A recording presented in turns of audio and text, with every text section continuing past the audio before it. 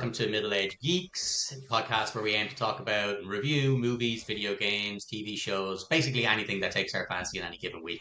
My name is Phil, and I'm joined as always by my trusty co-host Daz. Daz, how are you? I'm very good, man. Very good. You're looking forward to getting stuck into a good movie this week, and yeah, happy days. Yeah, How about yourself? yeah, I'm good, man. I'm good. It's been a quiet week, but yeah, I think when we talked about your wife's comment about us, we only we only watch bad movies. Yeah, yeah, Um, I'm delighted to say that this week's one wasn't is not a bad movie, and yay. also hopefully the one we're going to see next week should be good as well. So before we get into what we're planning on doing, I'll just give people a little rundown in case it's something you want to skip ahead to. What we're going to be doing this week is a review of Late Night with the Devil. Which just came out, and apparently a very short run in the cinemas, definitely here in Ireland anyway. Um, and then for the retro corner, we're going to stay on that devil theme, and we're going to go all the way back to 2001 for Devil May Cry on the PlayStation 2. Oh, Um, super. so yes, that should be good fun. So like Dazzle, we'll talk more about what we're going to be doing in the movie, and, how spoilery it's going to be our review. But Yeah. for the moment, before we get into that, Daz, why don't you let us know what you've been kind of playing and watching for the past week?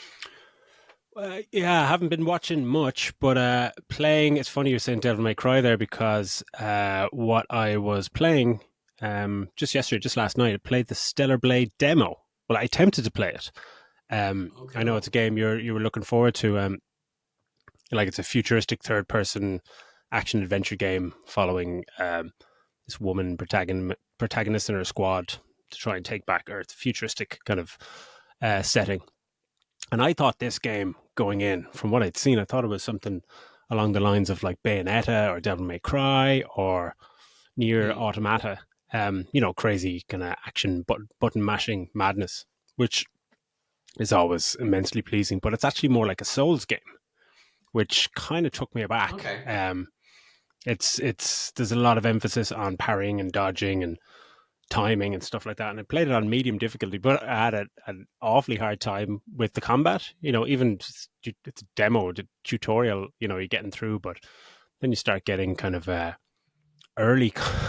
They're not even bosses, but it became quite tricky. I'm just not into those games that much, and I kind of dumbed it down to easy then. But games like that don't work on easy because the fun Okay. is Yeah. in timing and the parries and getting those button inputs correct, and that's the what you get from it essentially. So that kind of yeah, it was a bit strange because it kind of does a lot of the hand holding for you in terms of parrying when you dumb it down to easy. So, but yeah, I think they did that with Devil May Cry. I think they did that with the reboot they did of Devil May Cry, the one they just called DMC.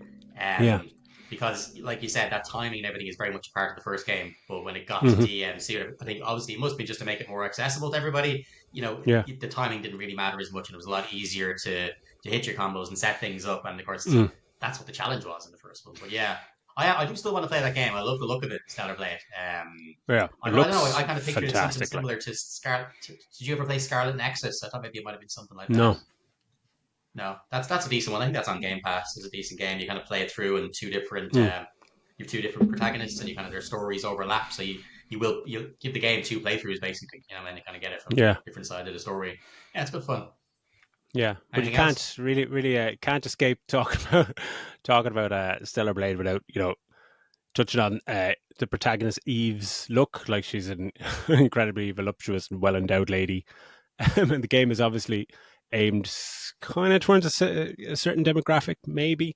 But she is pretty badass, cool dialogue and action cutscenes. But yeah, it's like what's that fighting game, Dead or Alive, that kind of Dead or stuff, where Alive. it's just like jiggle physics. It's fair play. Interesting. But then shifting completely to the opposite side of that, I haven't been playing anything, but I've been watching my daughter after trying to play Mario Kart with her, which I've chatted to you before about, which when you have kids, it's always, in the back of your mind, you want to chase them around, the beach and stuff like that. And then eventually you want to play video games with them because that's one of my loves. And trying to play Mario Kart with her last year it's just a fucking train wreck because she just doesn't care as much as I do. And she's just like going backwards and shit, and just like, look, I go backwards, and just knows she's kind of pissing me off and the competitive streak in me. I'm just like, you're in fucking 12th, come on. So she started playing Peppa Pig. So I've spent many hours watching her play Peppa Pig and having to direct her from the house to the. She's like, Daddy, where's the playground? She's like, oh fucking hell, I got to go through a mini game to get to the playground. She's So yeah, is she getting it? Is she understanding it? Like she's getting yeah, the mechanics of absolutely, it, or she's is it getting it just like now. I'm mush button mashing her? Yeah, no, she's getting it now. When she's like with Mario Kart, when she first started, she didn't know if she was going forwards or backwards. But then, she's 4 in 2 weeks, so she's getting Peppa now, and she knows when to stop the controller, and how far to push it. And when she sees the A prompt, she's just like, press A, press A. I'm just like, cool. So just next, I have to get her onto Rainbow Road and Mario Kart and get her to do a flawless fucking lap of that. But yeah, but I don't even want to play that. Fuck that. yeah, but yeah. Apart from that, yeah, I didn't watch too much at all. Apart from the movie. How about yourself?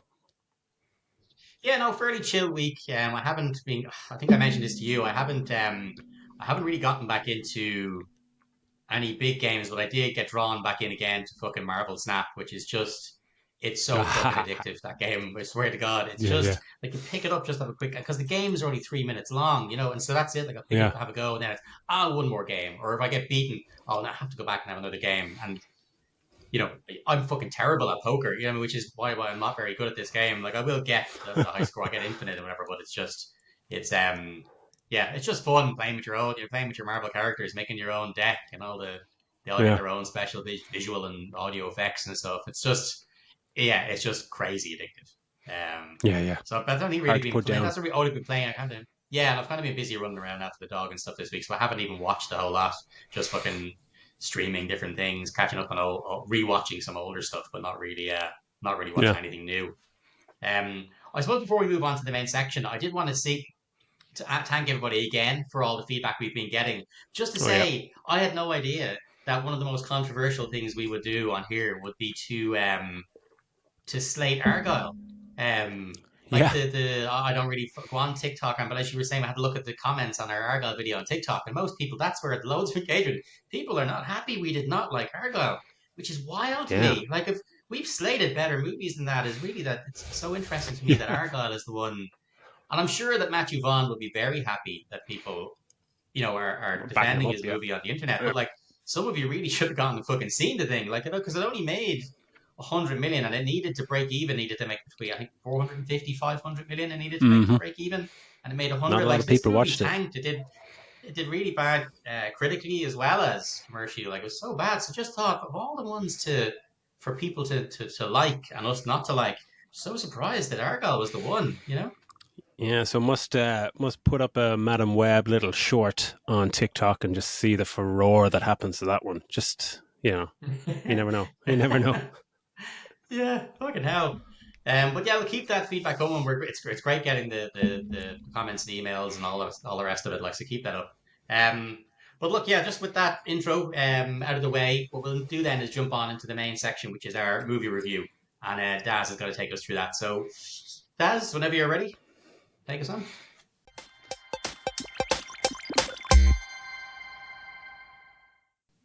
Happy days.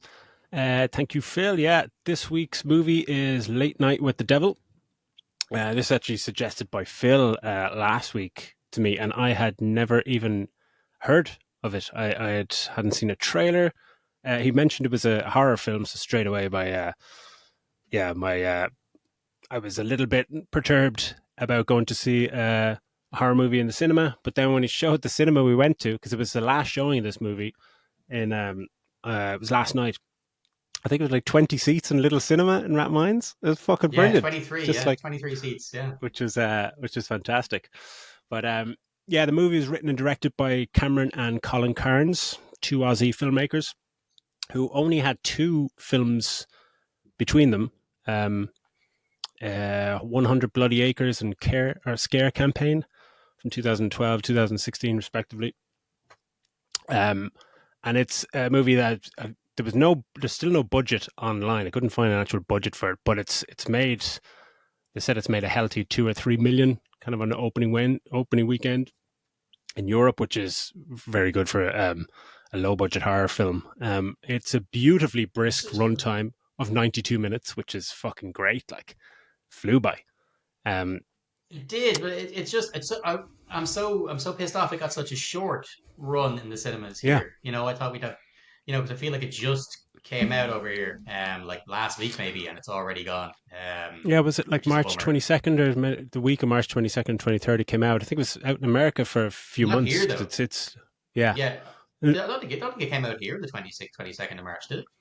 Maybe it was just some territories in Europe or something, but it's down as a 2023 movie in the States, and it's one of them. It Yeah.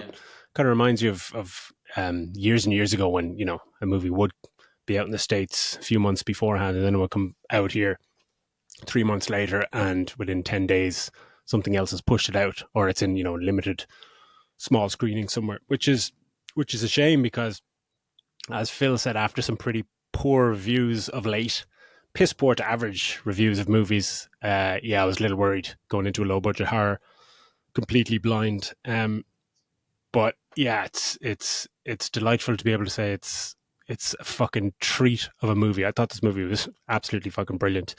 A little setup for it. The movie follows our protagonist Jack Delroy, a late night TV show host who is struggling to resurrect his failing TV show and ratings and thus his career. So he decides to go for an all out special Halloween episode during Sweeps Week in America, where all sponsors and ratings really count in terms of keeping shows on the air.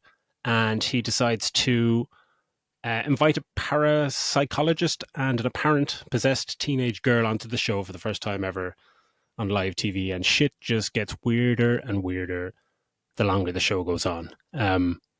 This movie deserves to be seen by everyone.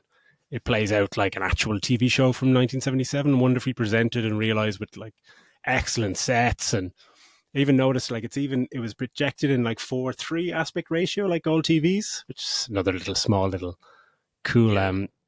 cool thing about it. And it kind of semi revitalizes the long dead found footage genre in a way, and marries it with some excellent performances, which we'll get into, and some brilliantly judged suspense, and it just gets the tone perfectly right without resorting to the need for jump scares or anything like that.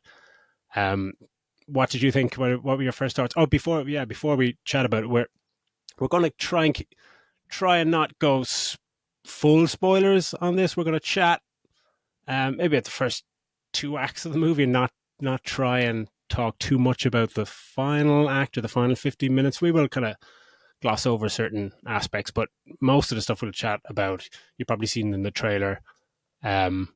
So hopefully that works because there's so much to Well, talk yeah, about. well, I see. So much to I talk think about. I think that's a good idea because there is people out there who will want to watch it. Like this movie is presented by Shudder, which is like an American streaming fucking network that you can sign Yeah. up to. It's like a Netflix kind of vibe, but it's for sci-fi horror. So a lot of really independent stuff, in place things will get on there. Um, but they presented this movie and it's going to come out on their service, I think, on the 18th of April. So it's not too far away. Oh, So brilliant. it may be something that, yeah. So if you could even sign up for one of those trial accounts, for Shudder. If it's not your cup of Yeah. tea, that you don't watch a lot of horror, maybe sign up for a trial account to check this movie out because it's, as we're going to get into, it is very good. That's My great. initial thoughts on it, though, yeah, Yeah. is yeah, I loved it. I mean, I had obviously said it to you. A friend of ours, obviously D, who was on the show before.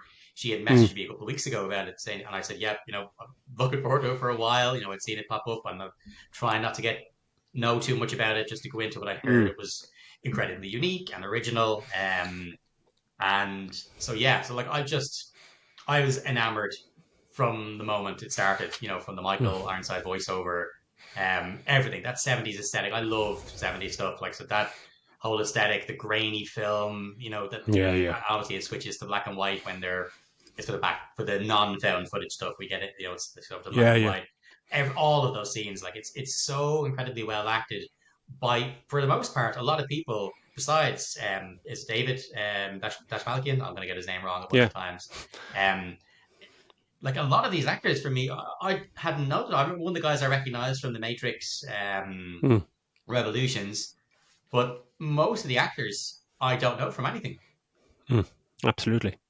Like he's Did you? like David Dasmalchian. He's that actor that's like he's always on the periphery of a cast, not even quite getting a supporting role, but every time he's in something, he's very captivating. Like straight away, just from The Dark Knight and one of the Joker's thugs, and he gets that scene with Two Face. I think he's fucking phenomenal in it. He's like maybe two or three lines in that scene, but he's just the look of him, his eyes, is just Yeah, absolutely fantastic. I thought he was amazing, and I think that's his like biggest when the role movie is probably started. his Suicide Squad. You know, he Yeah, played the from Polka Dot Man. Polka I Dot think that may Man. be Yeah, probably yeah, his yeah. biggest role I've seen him in. Yeah. Absolutely, yeah. Mm. He was excellent in that. But yeah, the minute the movie started, when I got a glimpse of him, I was just like, ah. So I have this. I'd obviously seen an image somewhere of him as a TV talk show host, but didn't think that this was the that was a horror film. But yeah, like we it was a lovely laugh before the movie even started. When it was almost like a parody, with like when you see low budget movies and you see the logo intros, and it's like, oh yeah, see films, Yeah. and then it's the next one and the next one. There's 9 fucking logo animations before the movie even started. But how many Just people are like involved in fucking this hell. movie? Yeah. Made from the producers of this, made by this, just like fucking hell. But it then cuts into, as you were saying, the Michael Ironside narration, where he kind of sets the scene. And this, I think it's like 7 or 8 minutes long. And it's the best opening montage scene I've ever seen, I think, in my entire life. In the space of this amount of time, it sets everything perfectly up. It, like, it shows that, Jack is a budding talk show host. He has a small talk show and it does quite well. And then he signs with like a bigger network. Um, it kind of hints at like tabloid news reports that he's like joined some kind of cult or the Grove Men's Club or something like that. And it comes back maybe later on. But yeah, it's just it starts like it's 1971 when he has his own talk show, and then it shows that his the ratings starting to fail because he's trying to fight with Johnny Carson, the battle of the late Yeah. night talk show hosts in the 70s, and which is fantastic. But as his ratings start to fall, you see, and this is all in the first 5-6 minutes, that his wife gets cancer, and then like a totally believable thing that they would do, like he gets his wife to come on the show as she's dying, which is exactly what an American talk show host would do, or a talk show would do, producers would do to get the ratings up. She's on the show, and then she passes away, and he takes a month-long break, and then they cut back to it's 1977. I think it's like the 7th season of the show, and it's the show is maybe about to be cancelled. And this sweeps week, which I didn't know too much about, which is when ratings really matter, and sponsors are sometimes in the audience and stuff, and it's shows are succeed or fail a lot during this week. If you don't get your ratings up, you're cancelling it the next week. But we then get the intro, like this is all narrated by Michael Ironside, but then we get Yeah, he kind the of premise comes to the before we get fore. into the main thing, before Mm, we get into that premise though, Michael Ironside does let us know because I wasn't aware that this was going to be a lot of found footage. And Michael Ironside is what he yeah, says. What follows is an actual live, is a recording of an actual live episode that yeah, went out.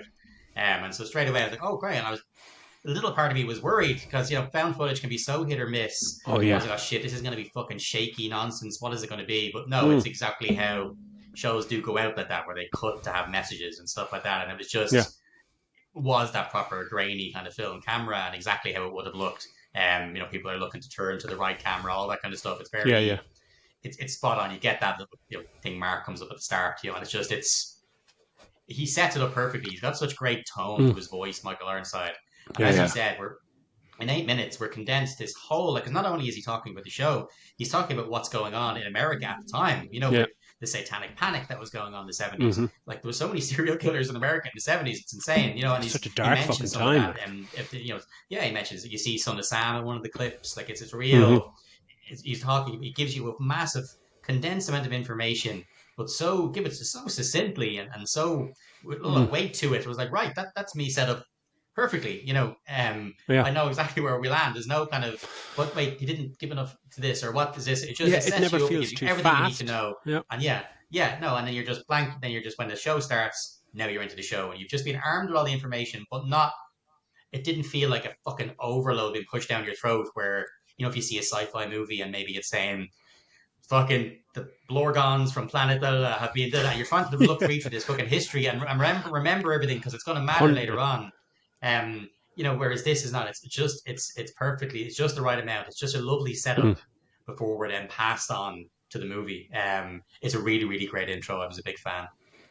Yeah, it really is. Like because when you get, yeah, that was the whole the shock to me where, where he's given so much of this introduction, so much of the information across to you. It's just like, where the fuck is this going? Is what's left to tell? Yeah, that's what he said. Like the footage is now um the actual aired. It's been unaired, unwatched actual footage from the last show.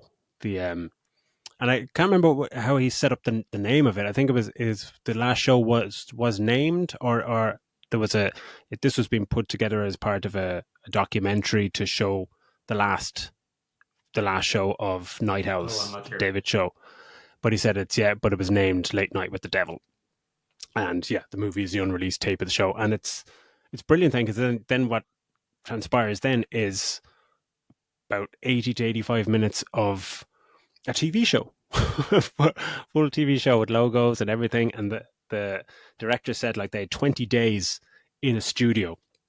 They had the studio set up and it's just one location, and they just filmed it all like a TV show. And even David Desmalchian, I was watching an interview with him last night with Christian Harloff on YouTube, where he was talking about his trepidation about picking the role, and that he never watches himself. He has a problem watching he's never proud of his performances. A lot of actors kind of are, Yeah. but he said he was so proud of the fact that he took this job, because when he looked at it, he said actors, they all want to play all weird and wonderful characters and stretch themselves as much as they can. But the one thing when he just read, like, I'm a talk show host and I've got to do like be believable as a fucking talk show host, just said that just terrified him like completely. So the fact that he said he had, like, luckily he had 2 or 3 months to actually properly prepare for this. And yeah, then Christian said like, well, you don't have to be worried, like, because you fucking nailed it. And he absolutely fucking nailed it. Oh, He's 100%. excellent. With the minute he comes out onto screen, you're just like, like, here we go. There's no easing into, is he going to find his feet, or is he believable? He's just straight away. It's just absolutely believable. He's just fucking fantastic, and it's the music setup of the show and everything, and it's just brilliant because they play it like he comes out, he's introduced. He has a couple of jokes with his, Gus, his right hand man. There's an audience in the studio, so this all plays absolutely perfectly. And then he starts to introduce his guests, because the whole thing, and imagine if you'd seen the trailer, you're thinking about, when are they going to get into this crazy demonic kind of stuff? But they take their time with this, because they play it out like a normal show, as you would with a normal show. You start with an introductory guest and maybe two guests, and then you get to your main piece. So our first guest that comes out is Christou. This guy is fucking fantastic. Again, as you said, I'd never even seen. I don't even know what this guy looks like in real life, but what I thought, you what know he's what he does acting look like though? is brilliant. I, I thought he looked like Oscar Isaac. I was looking at him going, man, this Yeah, yeah. motherfucker looks just like Oscar Isaac. But he's, I mean, and I think as well, we should say like the reason that they're having all these things on as well is that it's a special Halloween episode. They make lots of Mm, references to that, so the audience yeah, are all dressed in costumes as well, yeah, and yeah. there's some really cheesy calls to it. Like at one part, the camera cuts back, and someone has a prop of a bat, and they just go like this and they move it Yeah, up towards the camera, like, and it's just it's just the cheapest fucking possible thing to do is to make it the spookiest night ever, yeah, yeah, because that's why he brings your man Christu out, and Christu says like that Halloween is kind of the night where, like a lot of movies say, and like, I suppose the mm, lore in general says that Halloween is the night where the barrier between the realm of the dead and the realm of the living is at its yeah, its yeah. thinnest, where we can commune the most, and so that's what he's going to do, like a psychic reading thing. And this whole thing is fucking brilliant. It's It's the so awkwardness of good. him, Like, of the trying to do the cold reading and stuff, and yeah, getting yeah. kind of called out on a little bit. Like, is there a Daz Murphy here? Daz is it Daz? A Maz I mean Daz Durfee.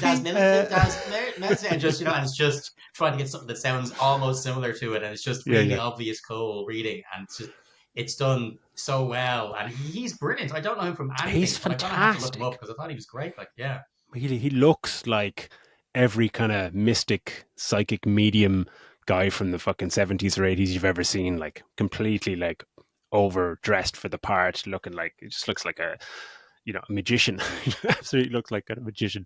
But he's brilliant, yeah. And like he gets to a moment with two of the audience members where he connects with something that they've said. He kind of misfires in the first, and then he connects with them about, again, about these things that are quite specific. Oh, is there somebody who passed away recently? Blah blah blah.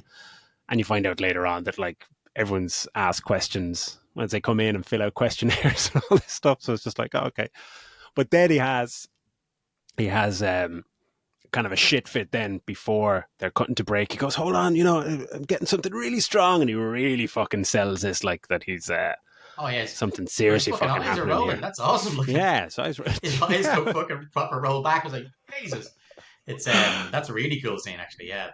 Yeah. And he says there's a name like Minnie and no one in the audience kind of gets it, but or yeah, it's not really apparent what he's talking about there, but he's an obvious fucking distress.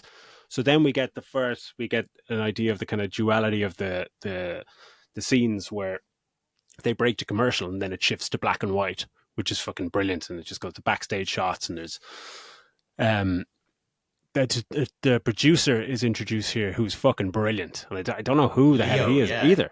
Yeah, No, he is he's fucking fantastic. class. Yeah, he's great. Yeah, he's such a dickhead.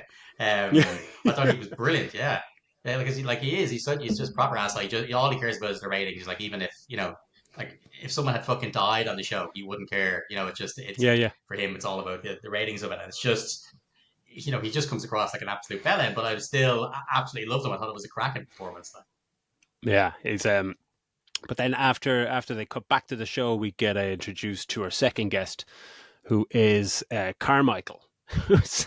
Again, it's just a fantastically cheesy, he's kind of a magician and illusionist turned debunker, But where he's and it's based on a real guy. It's based on a yeah, real guy. yeah, And it was a real actual performer, and James then who like that. James Randi or Yeah, something. Yeah, yeah, yeah, I think yeah, and he ended up like that going in, and it was like he had that famous offer as well, where he was offering anybody money if they could prove their supernatural mm-hmm. ability, That's what he then they does. would Yeah. get then he'd give them a check, and that's what he's doing in this. It reminds me of if, just this small sidetrack, but me and Daz were in Blackpool a few years ago. We were Mm. walking down the strip to go to this like Star Trek convention thing, Yeah. and there was like five or six shop mediums were all sort of set up next to each other, and I was just thinking like of all the places in the world for them to be such a hub of psychoactive fucking of psychic abilities. It's the fucking beachfront in thing, The but Blackpool Strip, it's man. just that like yeah, it's just so funny that these people all work on the same premise that he's talking about. He's saying, yeah, it's all Mm. sleight of hand. It's all getting knowledge, as you said before the show, or it's Mm-hmm. all like now. A lot of people will say, "Oh, my psychic has a 2 week waiting list because they're so busy." And it's like, well, no, you sign up today. They've got 2 weeks then to go onto Mm-hmm. your social media, your mate's social media. They're looking at Absolutely. RIP.ie. They're looking at you getting a new job on LinkedIn. They're looking at all this stuff. Mm. So all they have to do is knock out one or two of those for you, and you're bam. You're so, how could they possibly know that? And now you believe everything they say, and they prey on vulnerable It's people so that way. And suggestive. Yeah, it's yeah. yeah, and it's just, but that's his job. He's coming in and saying, no, Chris, you're talking bollocks. You're out of your mind. Yeah. You're just trying to scam these poor people. And again, it's the Christo obviously knows that he's a charlatan, but like the how he reacts as well. He reacts, "How dare you!" Like it just, and it's real over the top thing. And he's just great, man. I'm loving him. Yeah, your man Christo. I thought he was great. Yeah. Yeah, and the interplay between the two of them was fantastic. But then uh like Christy was obviously still a little bit distressed, and goes to leave the stage. Well, we could just say he has a little episode as he tries to leave the stage, and is let's just say he's taken ill and taken backstage. And again, we cut to cut to the break again, and it's we're trying to set up the next the main part of the show essentially, which is going to be, we'll just skip forward to it's a parapsychiatrist, a psychologist.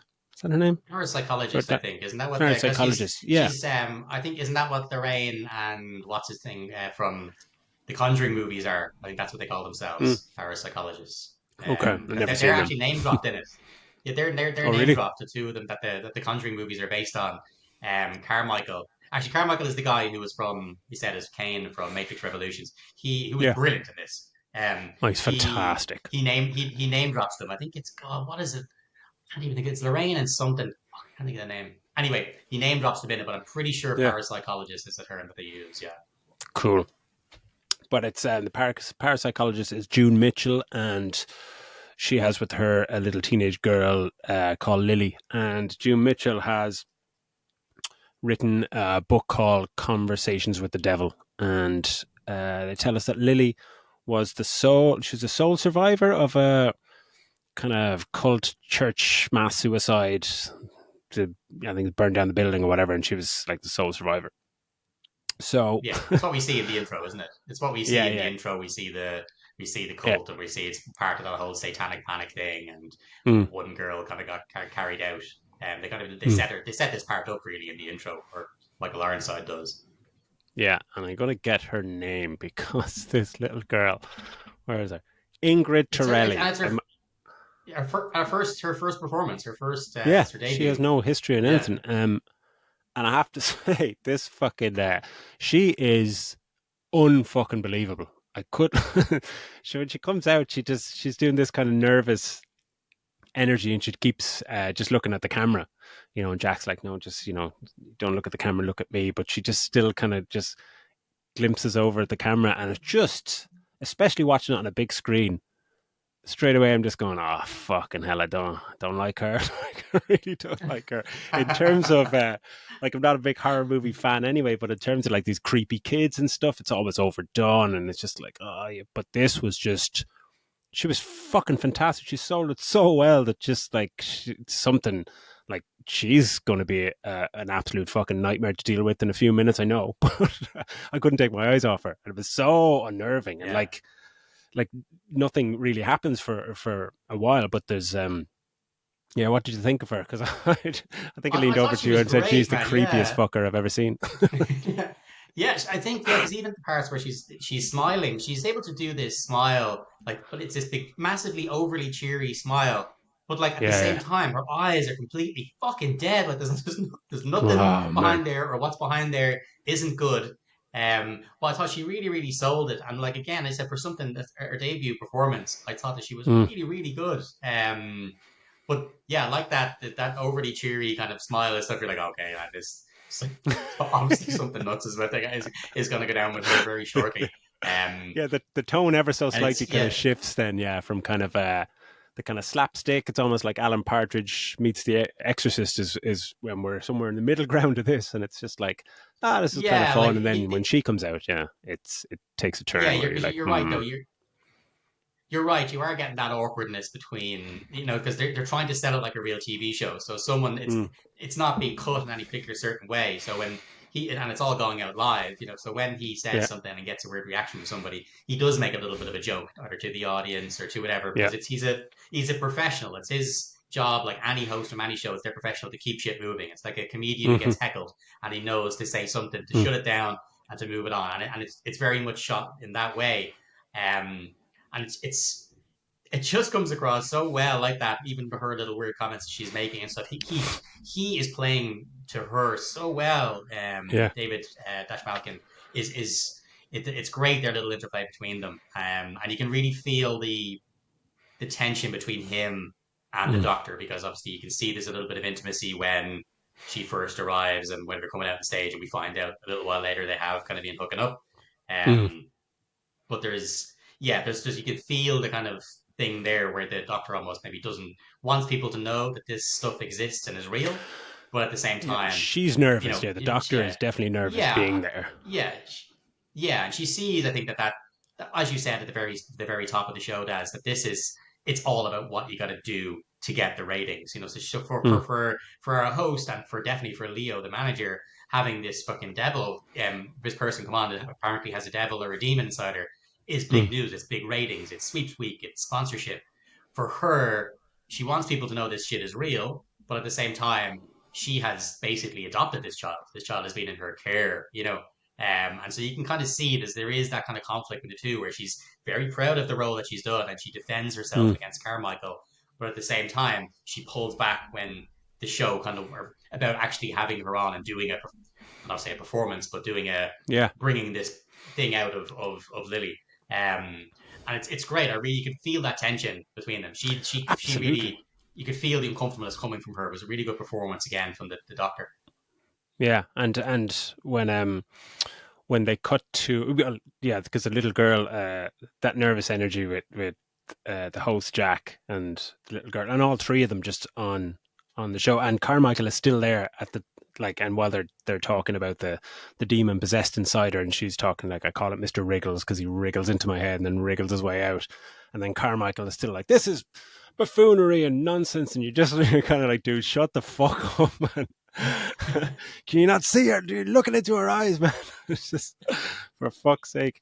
But the little girl's even just like, oh, yeah, June thinks you're really, really handsome, Jack, and just gives him an eerie look, and you're just like, oh, fucking hell. And that's, yeah, the interplay between the three of them is so spot on, where June is just like, okay, I'm doing this just to talk about this because maybe the book is out, but I want to get her off fucking stage because, as we later find out, like she kind of she's like almost like a guardian for the girl, and she kind of keeps her in check almost. And she doesn't want her obviously being on fucking late night TV because she's seen what can happen with this little girl.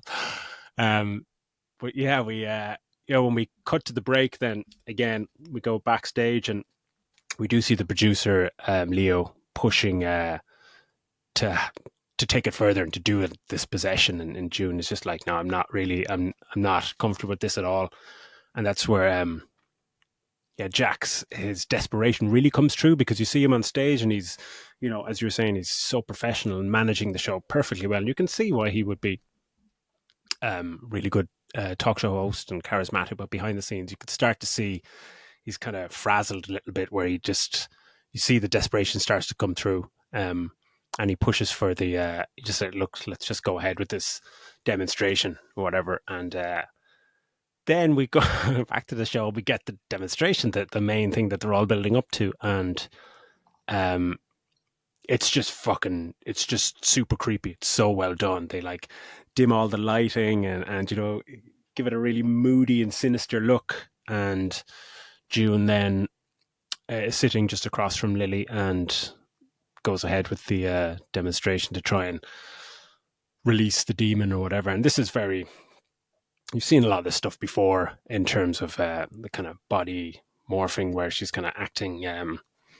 She's like, you can see the demon kind of coming out of her as she kind of Yeah, changes her shoulder shape and stuff like that. But it's because it's played as a live TV show. It's not a scene from a horror film, so it's not overproduced, or as I was saying, there's no like, it's all just there raw live as if you're watching it, and it's not played with any musical cues or any of this kind of histrionics or any of this kind of this cheap horror stuff. It's played where you just hear the voice, and it's, yeah, this kind of dual tone voice. And yeah, this is the moment where it kind of starts to venture into horror. But what I've loved, and into the supernatural. you know, because it's like Supernatural, the exactly. Yeah, chair, the chair levitates and everything. Like we've yeah, kind of yeah. gone so far into, you Mm, know, Christou, who's obviously, you know, like I said, he's a medium, you know, like he's not mm, really doing anything. It's just it's a skill that he has, you know, that to be theatrical and stuff. And as Carmichael says, he's calling it out. To this point, yeah, we haven't got any, we haven't got anything supernatural right up until this point. Until now, you know, she has the apparent demon inside her, and she even levitates in the chair that she's strapped to. mm. Um, yeah, it's fucking cool scene. It really is. Like, It's just yeah, it's just very creepy. You don't want to give too much away, but yeah, everyone after the demonstration and June gets Lily back. Let's say everyone is a bit kind of bit shocked in the audience and on the crew, and as like some of the, I think Gus, his Jack's assistant guy, tells him like backstage, he's kind of like, yeah, some people are just they just want to leave, want to fucking go home. They're just like, uh, yeah, this is getting a bit fucking weird, you know, because obviously the audience are going, oh, you know, what's happened with this levitating fucking chair, but everyone in the crew is just going, who was that? You? Was that part of the show? What the fuck is happening? Um, yeah, that's and because when even we, Leo just plays it yeah, off. Leo's like, well, look, you know, if you liked it or it went well, then I'll take credit for it. You know, yeah, yeah, yeah, sleaze bag fucking producer, like, but it's yeah, it's at this point actually after that demonstration or just during it. The last thing I wrote in my notes is demonstration creepiest shit ever. And I have no notes after this because I was just like fucking all right, I'm in this now. I was too fucking scared that I was going to get a jump scare or something while I was typing and throw my phone across the fucking tiny cinema. But when we go back to the show, um, the Carmichael actually, this is where he kind of goes, okay, look, I can. This is all just fucking trickery and blah blah blah. I can smoke and mirrors, and I can show you how this is done. So he proceeds to do a little hypnotizes Gus. And again, this gets really creepy and gross and pretty weird. We won't go into too much, but he So, showcases that like, yeah, mm, I would ask on that. Just we don't have to go into the massive amount about mm, what actually happens, but because of the color change in the camera, right? Because this camera, yeah, this what we're seeing in the live show is supposedly what was recorded, yeah, okay? And so all that stuff that happens is in color. So it's hmm, supposed to be that we, as in the fourth wall audience, we're being hypnotized because you yeah, know he shows back later what actually has to prove that it's smoke and mirrors. I can make you all see hmm, this stuff, and they're like, "Holy shit, we all saw this!" But yeah, all because of us cameras in the don't lie, cinema they in Rat say, yeah, Minds, yeah. So it's been us in the cinema in Rat Minds are supposedly being hypnotized as well because we're seeing this on the color part of the camera, which is yeah, supposedly being caught. So it's played out that it's us being hypnotized as well, which I thought was kind of cool. yeah, yeah. It's Um, cool, and he does yeah, have the fucking harks back to that iconic hypnotizing the pocket watch, which is just fantastic. It's a yeah, cute little yeah. visual gag where he does a few little tricks with the pocket watch and it turns into that kind of spiral hypnotizing kind of rotating thing, which is when you watch that on a big screen, it is quite fucking hypnotizing. You're just like, what? Looking into it. But so yeah, and he demonstrates then that it is all kind of smoke and mirrors, and when you play back the actual camera footage, what everyone in the audience saw and on stage saw, and what Gus saw when he was hypnotized is not actually true because you play it back through the cameras. So then, um, I think is it Lily suggests like, but you know, if it is all smoke and mirrors, maybe if you watch back the footage of the possession, you know, the demonstration. She said, Carmichael, you said like the cameras don't lie. Maybe we'll have a look back and see what the cameras actually saw. And they look back, and of course, you still see what you saw, and Carmichael is taken aback, and he's like, obviously, there's some Yeah. trickery at work here, blah blah blah. Yeah. And yeah, and it's during that where, looking back at the footage, somehow Lily starts to, or the demon starts to manifest, or maybe Mr. Wriggle starts to wriggle ever more, and I'm not too sure how much we talk about the next kind of 15 minutes, but it just Yeah, goes like as long as even fucking. only thinking about the stuff that happens while they're watching that tape and all the rest. I don't think I think we leave it. I don't think we need to go into the specifics of the last act Mm, and where it goes and what actually happens. And um, mm. but it's just like the overall general feel of the movie, even up to this point, is just it's just perfect. I felt the pacing was great. I mean, the ending, obviously, because we're starting to get into the supernatural stuff, and then Mm. we get into the ending, and you're kind of left a little bit to kind of wonder a little bit about what was real, what isn't, and da da Yeah, da. But yeah, it's really well done. I liked I liked them just when I heard you say the Mr. Wiggles thing. It's obviously a call to The Exorcist, mm. like The Exorcist, the devil or the demon Pazuzu Yeah, inside of Regan is called Captain Howdy. So it's yeah, like yeah, a cute, cutesy name for this thing. I assume that I assume it's a nod to this horrible yeah. being being given such a cutesy name. But like, I'd be interested to see what the budget was for this movie. Mm. I it can't have been very high. No, But it's every penny of it is so well spent. There's nothing in this where I'm kind of gone, oh, like obviously there's some effects where I think when they do the effects, right? Because there is some supernatural mm. effects that we see, especially around her. They look like they're supposed to. They don't look like you're trying to make modern day VFX. It almost Yeah, looks yeah, like it's 70s or 80s VFX should look like, yeah. and how that would look on grainy film. And it's just there's something really cool about it, the way the electricity shoots and everything. It's just really, really old style movie kind of stuff that you would see. Yeah, Yeah, yeah. and I really appreciated that. I thought that was excellent. Um, it's just a fantastic movie. It was really a breath of Mm. fresh air from the horror we watched. Like I mentioned, I go to see a lot of horror. Mm. I went most recently that Night Swim, which for some reason I think Empire gave that 4 stars, 3 or 4 stars. Night Swim, I You don't said that understand was that at pretty all. poor. That Um, or the possessed Haunted swimming Swimming pool or Pool. some shit. Yeah, Yeah. It's a bad it movie, but just sounds fucking yeah, awful. but there's just been it's been a while since we've gotten a really kind of newer kind of something different from a horror, and I think that when Mm. stuff like Hereditary came along or It Follows, stuff like that that's throwing out something a little different, and when it works, I find it's well received. Even when it doesn't really work, I still receive it Mm. quite well because we've Yeah. seen horror played out to death so much. They didn't go anywhere near. There wasn't any jump scares in this movie. And No, I do love a jump scare, that's but that's the there best was thing none. about this movie is that that it's so confident in it's confident that it can hold not only your attention, but it's that you're going to buy into the suspense. There's no jump scares. There's no music cues or any of that. What I think are kind of cheap parlor tricks for the most part. I don't mind one or two. If there wasn't this, it would have been fine. But it's more just it's just situational horror, and it's I wouldn't like it does there are horror elements to it, but it's more kind of a psychological supernatural fucking drama for, for the best Yeah, part, thriller. It's just it plays out, it plays it so it's just so confident in its pacing as well. It doesn't jump in so quickly to the key moments like it that they would showcase in a trailer for that matter. And I think that's all down to that first intro that just sets up. It just gives you so much.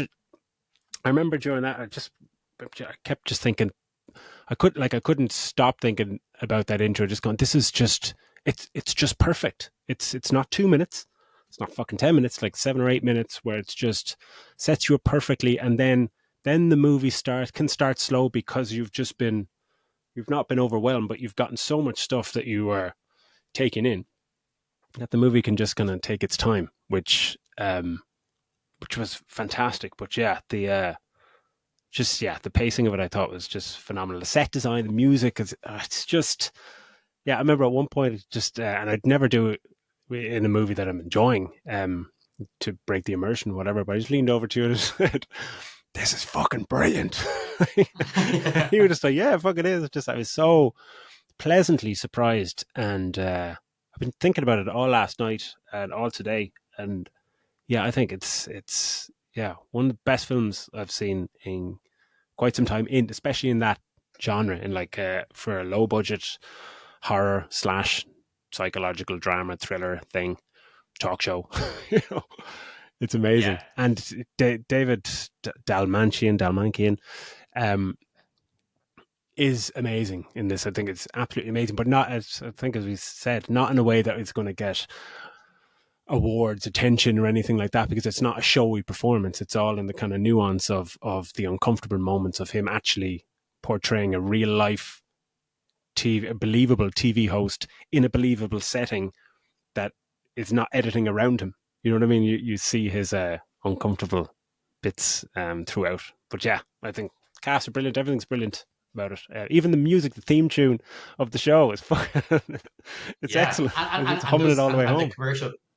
the commercial breaks, when they cut to the Yeah, they go cut to your, now we're going back to Night Owls or whatever. Just those, we yeah. properly get those little screen cards and that fucking awesome, 70s Mm. font and 70s Do, stuff. It's do, just, do, do, it's so do. well done, and trying to entertain the audience through the break during the breaks Mm. and just little things like that. It's just to really sell it across. And there's always little stuff going on in the background Mm. that little hints at what's happening. Like you can hear the guy who looks after the sound or whatever on the background, and Yeah, he's yeah, props, and he's talking to someone who we don't really see, and he's saying like, "Look, yeah, we'll get it fixed from down here. Look, we're not seeing any issue on our end," and it's constantly you just kind of yeah, hear yeah. him saying it, but we don't follow him, and you know that they're seeing interference and they're seeing this because of Mm. what's happening. But it's there's so many clever little choices, so many little scenes or things that are just cut in and left in the background that I imagine watching it a few more times, you probably pick up on extra things in it, Mm.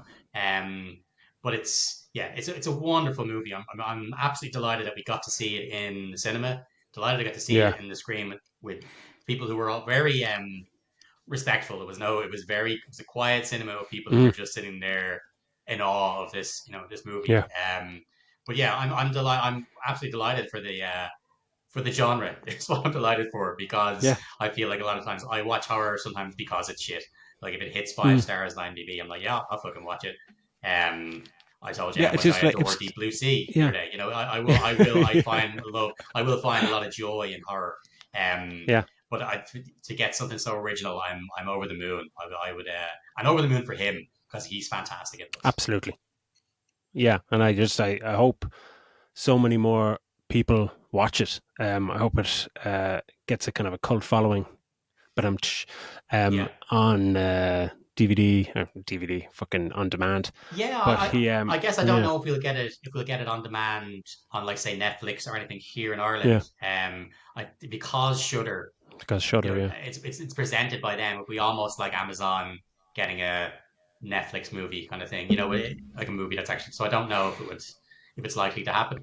Mm. Um, But it does show but yeah, that there yeah, is still life in these the horror genre or horror subgenres where there's still life for inventive, clever movies like this that can be made for modest budget, one set, fucking what, 10, 15 cast members. It's just fantastic. And kudos to the directors because it's another one of those where directors coming off kind of two average reviewed movies over the past 12 years, and then they just bang out this and it's like fucking hell, happy days. Give these guys 20 million quid and find more of them and just give them all these kind of budgets, because that's when you get really inventive scripts and movies like this, and it's an absolute gem. I'd yeah. give this 5 stars. I fucking loved it, absolutely loved it. I know I don't give anything 5 stars, but I will give it Yeah, a good 4.5, a healthy 4.5. Because happy days. it's fantastic. There's nothing.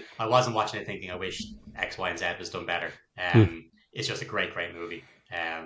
So yeah, recommend it. Hits Shudder on the 18th of April. So me and Daz definitely recommend it. And if you want to watch it Get out and yourself, see it. that's when it will be out.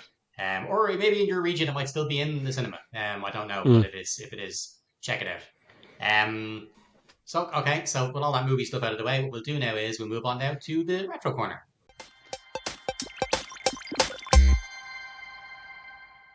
For this week for the retro corner, as I said, I have picked Devil May Cry. So this this game for me was absolutely incredible. Like for anybody who hasn't played this game, before I even get into the review, I highly recommend getting on it if you don't know the series. For me, this is the best one in the series. I don't know about you, Oh Daz, but wow, this is the okay. best one for me. Like it's a if you haven't played it, it's kind of a third person hack and slash shooter, really focused around this kind of gothic aesthetic and battle between good and evil, angels and demons and all this shit. Like, Did you play this when it came out, Daz? I know you played some of the sequels. No, actually, and I don't know if I have played this. I think I might have only Okay. played Devil May Cry 2 onwards or 3 onwards because this came out. Was this PS1 or PS2? PS2. PS2 was 2001. Yeah. So yeah, I played about two PS2 games over the course of 4 or 5 Okay. years. All right. But this one, I think about 10 or 12 years ago, they did release HD mm, remakes of these. But definitely worth checking it mm, out. Like I absolutely fell in love with this game. Like it's very loosely based around the poem, The Divine Comedy by Dante yeah. Alighieri, I think. Alighieri. Anyway, Mm, and Dante then is of course is the name of the main character in these games, or for the most part, anyway. Um, and even, I think even as like a staunch atheist that I am, I still find myself really enjoying anything like movies, video games, TV shows that use Christian philosophy, theology, yeah. mythology, around angels and demons and an underworld, and I just love all that shit. I think like those Darksiders games were right up my alley. All the Oh four yeah, they're fucking horsemen great. stuff. Yeah, yeah, yeah. Yeah, I love any of that kind of. I don't know. It's probably disrespectful to someone's religion to call it mythology, but you know what I mean. That kind of side of Yeah. it is just. I just find that really, really interesting when it's done in a stylized take on it. When they Um, dial it up to so they 11, kind of yeah. yeah, like you're giving the angels and demons fucking shotguns and shit. Like Darksiders is fucking insane. You're playing one of the four horsemen. You play as war, and you're just going in ripping these people apart. It's just real Yeah, yeah. over the top. And it's I love that stuff. And the theme that runs through these games is that they're all heavily focused on the combat. As I mentioned, it's like hack and slash, but it's also gunplay as well, and a switch between the two of them. So you're kind of graded as you get to the end of each stage. You're graded on how you did. When you're looking for that kind of S plus plus kind of double Yeah, S yeah. plus plus or whatever it is kind of it. But you're graded, and it's the whole grade is based on you know consistency, how consistently well you did in that stage. How did mixing up your strategy, linking combo moves and weapon play together, like Mm. throwing your sword at one guy and while it's stabbing him, pulling your gun out and shooting another guy, and then the sword comes back to you. All Yeah. that kind of Oh, cool. maximizing what you have in your arsenal um, gains you more and more a better score at the end of it, and then that gives you more money to spend on like upgrading your shit that you can kind of do throughout the game. Like, did you want because the combat changes in DMC. That one as I said was quite easy, whereas it Yeah, was difficult I didn't in like this one. that one. Yeah. Didn't like Yeah, it's quite DMC. easy in that one. I think. Yeah. Mm. Whereas I think the second Devil May Cry now was shit, but the third one they get back to gets back to I being think deadly again. Yeah, I think it was the third one where I really kind of tapped into because obviously on the outside looking in as a Nintendo nut, it's kind of like trying to play it down, but looking at people playing this game, it's kind of going fucking. It's got a sword and then double handguns and just jumping up in the air and that kind of thing Yeah, where you're up in the air and you're doing moves in the air, suspended in the air. That kind of shit just looks absolutely fucking phenomenal. So I think Devil May and Cry it's real. 3 is when I Well, got into it. Yeah, like and it was just it's mesmerizing gameplay and it's that replayability where you're just progressing the story or whatever, but then you get a C rating, you're just like, oh, could have done better on that one. And it's easy peasy. You're just going, yeah, well, just go back and do it again, just do it better. It's yeah, so and, and rewarding. as you Like, and as you said that part you said about hitting the enemies and keeping them up in the air and not mm, over and over again, they actually come up with the inspiration from that was from a bug in another Capcom game, which is Onimusha yeah. Warlords, I think. Mm, And there was a bug in that where if you kept hitting the enemy, he never got a chance to land and hit you back. You just kept hitting them up and hitting them and hitting and cool. damaging them the whole time. And it was a bug in that game. That's But so then they were cool. like, well, fucking, that actually sounds pretty cool to kind of Mm, juggle your enemy in the air. let's And jump on now that. Yeah. it's a staple it's a staple of so many hash and slack games. You play a modern, God of War game or something along those lines, and you're kind of, as long as you keep hitting them, they'll keep staying down unless they manage to block you. And it's like that. They bring this in as even in this game when you're in the air shooting the enemies, you kind of you pause in While you're midair as you're shooting. Yeah. shooting them almost briefly, and it's so smooth, it's so fluid.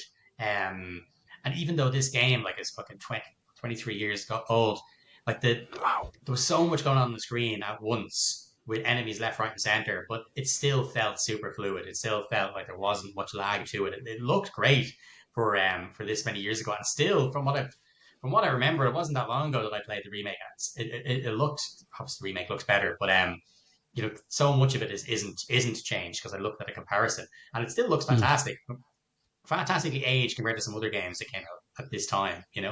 Um, like actually, what's interesting about this one is that Capcom had the idea for this game.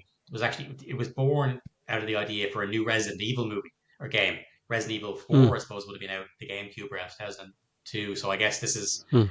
when was Resident Evil 4 out? I think it's Resident Evil 4, 2003 or 2004.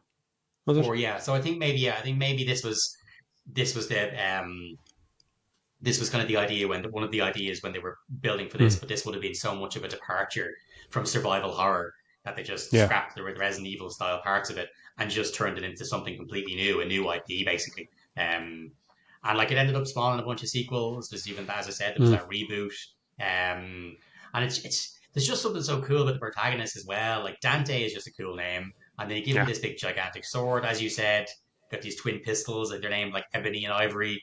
He's got a Yeah. fucking Yeah. shotgun. It's just So this. good. He's just and it's all snappy one-liners and stuff like that.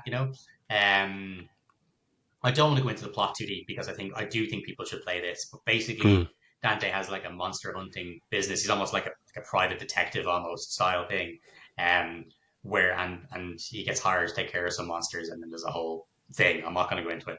Mm. Like the puzzles are fairly straightforward, but most of it really is based on the action. It's so stylized. The way you can Mm. upgrade the stuff is really handy and easy to go. Upgrading, with double jumps or extra this that and the Yeah. other extra moves. Like it was challenging enough. The boss fights were really good. The fucking even for me, there's one time you had fucking gigantic tarantula. I remember that, man. I fucking hated that. But I think the only bad thing I can think of is that I remember it being quite short. I don't remember exactly Mm. the time for. I do remember it being a relatively short campaign, and maybe that's why they made it more difficult. I don't know. Yeah. Um, Maybe. but it was received really well. It was on a lot of people's, like a lot of the games we do for the Retro Corner. It's on a lot of people's top games of all time. Um, it's the only one that isn't kind of polluted, I think, a little bit by what they did afterwards. Because like Mm. the fourth one is set after the second one, and the second one was shit. Whereas the third one was actually pretty Mm. good. The fourth one they added in an extra character. It's just it was it's a bit messy. I think that for me the OG and this one is definitely the best. Like I think if the Mm. HD versions are out there, definitely worth picking up. You'll probably get it on either Game Pass or on the store, the PlayStation Store. I'd imagine for relatively cheap. Yeah. But yeah, I would recommend playing this even for you, Daz, if you fancy going Absolutely. back Those to HD have a remakes go. sound good, actually. Yeah. I'm gonna Yeah, dive into them. deadly. Well, look, cool. That's us finished for the retro corner. And almost our episode has come to an end. So, Daz, is there anything else you'd like to touch on before we finish up? One thing, actually, one of our listeners, Jenny, was kind and friend of the show and kind to comment on me just slurping a lot during the episode. So I have my daughter's colourful straws today in my various drinks. So Jenny, I hope there was no slurping and gulping throughout the episode right into the fucking mic. So yeah, fingers crossed. But yeah, it's another great episode. It's so nice to review a fucking nice movie, good movie. Yeah, and hopefully over the next few weeks we might be hitting a run of some hot movies, good Yeah, stuff. yeah. I can't. Yeah, I'm really looking forward to next week's one. I'm not going to go and say what it is because just in case something happens and we can't make it, we don't want to say what it is. But Yeah, it's another new release that I am particularly looking forward to. So okay, look, well that's great. Listen, do what you keep doing what you're doing, liking, subscribing, commenting. Any sort of engagement is great for us because we just enjoy having the crack in the podcast and engaging with you guys. So yeah, look, thanks for listening, and we will see you all in the next one. Take it easy. see you later.